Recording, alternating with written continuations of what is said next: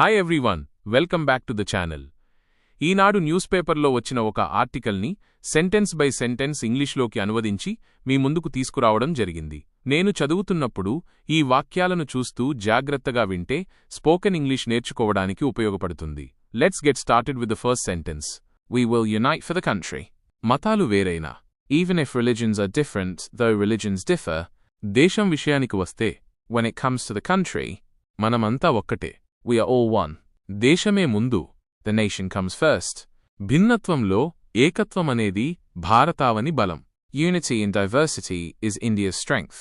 మతాల మధ్య చిచ్చుపెట్టి దేశాన్ని విచ్ఛిన్నం చేసేందుకు కుట్రలు చేస్తే ఎదురొడ్డి తీరుతాం.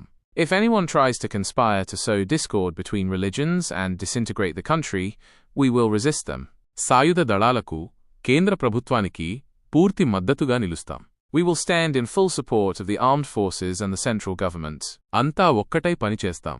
We will all work together. దేశ సరిహద్దుల్లో ఉద్రిక్తతలు నెలకొన్న వేళ, at a time when tensions prevailed at the country's borders, తామంతా కలిసి పనిచేస్తామని వివిధ మతాల పెద్దలు స్పష్టం చేశారు. The elders of various religions clearly stated that they would all work together. కేంద్రానికి, సాయుధ దళాలకు సంఘీభావం తెలిపేందుకు శనివారం గవర్నర్ ఎస్. అబ్దుల్ నజీర్ అధ్యక్షతన రాజ్ భవన్లో సర్వమత సమావేశాన్ని నిర్వహించారు. An all-faith meeting was held at the Raj Bhavan on Saturday, under the chairmanship of Governor S. Abdul Nazir, to express solidarity with the central government and the armed forces. ముఖ్యమంత్రి చంద్రబాబు, ఉప ముఖ్యమంత్రి పవన్ కళ్యాణ్, ఉన్నతాధికారులు, వివిధ మతాల పెద్దలు పాల్గొన్నారు. Chief Minister Chandrababu, Deputy Chief Minister Pawan Kalyan, high officials, and leaders of various religions participated. దేశ రక్షణ, భవిష్యత్తు కోసం ప్రధానమంత్రి, కేంద్ర ప్రభుత్వం ఏ నిర్ణయం తీసుకున్నా తామంతా అండగా ఉంటామని తీర్మానించారు. They resolved that they would all stand by whatever decision the Prime Minister and the central government take for the defense and future of the country. పహాల్గంలో 26 మంది పర్యాటకుల ప్రాణాలను తీసిన ఉగ్రవాదుల అనాగరిక చర్యను ప్రపంచమంతా ఖండించింది. The entire world condemned the barbaric act of terrorists who took the lives of 26 tourists in Pahalgam. ఆ దాడికి ప్రతిస్పందనగా పాకిస్తాన్లోని 9 ఉగ్రవాద స్థావరాలపైనే ఖచ్చితమైన దాడులు చేశామని గవర్నర్ పేర్కొన్నారు. The governor stated, "In response to that attack, we conducted precise attacks only on 9 terrorist bases in Pakistan." సాయుధ దళాలు ధైర్యం, వ్యూహాత్మకత, సంయమనంతో స్పందించాయని చెప్పారు. He said that the armed forces responded with courage, strategy, and restraint. వీర జవాన్ల త్యాగాన్ని, అంకిత భావాన్ని రాష్ట్ర ప్రజలు గౌరవిస్తున్నారని తెలిపారు.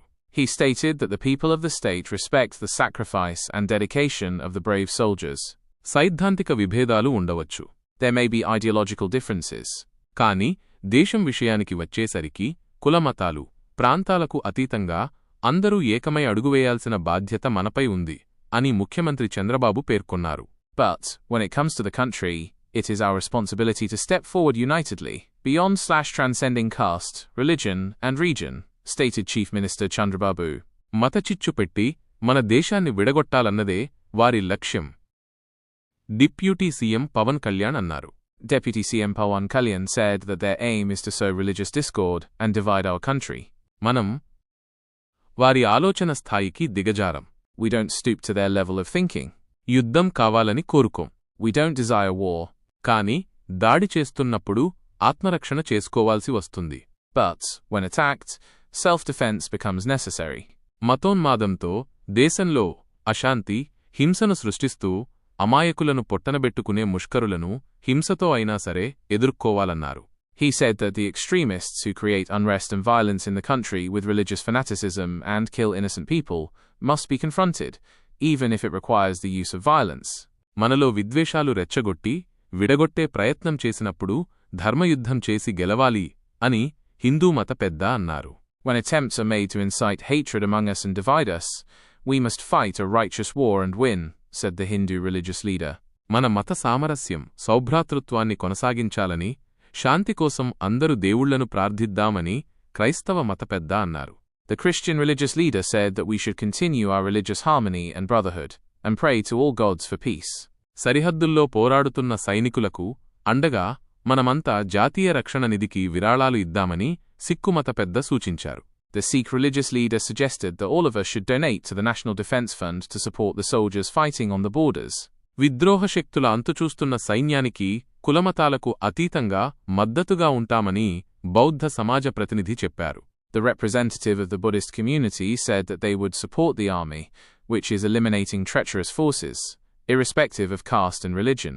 ఉగ్రవాద వ్యతిరేక పోరుపై సామాజిక మాధ్యమాల్లో తప్పుడు ప్రచారాలు చేయొద్దని గుజరాతీ సమాజ్ ప్రతినిధి కోరాడు. The representative of the Gujarati Samaj requested not to spread false propaganda on social media regarding the fight against terrorism. That's it for today. If you liked this video, don't forget to hit the like button and share it with your friends and family.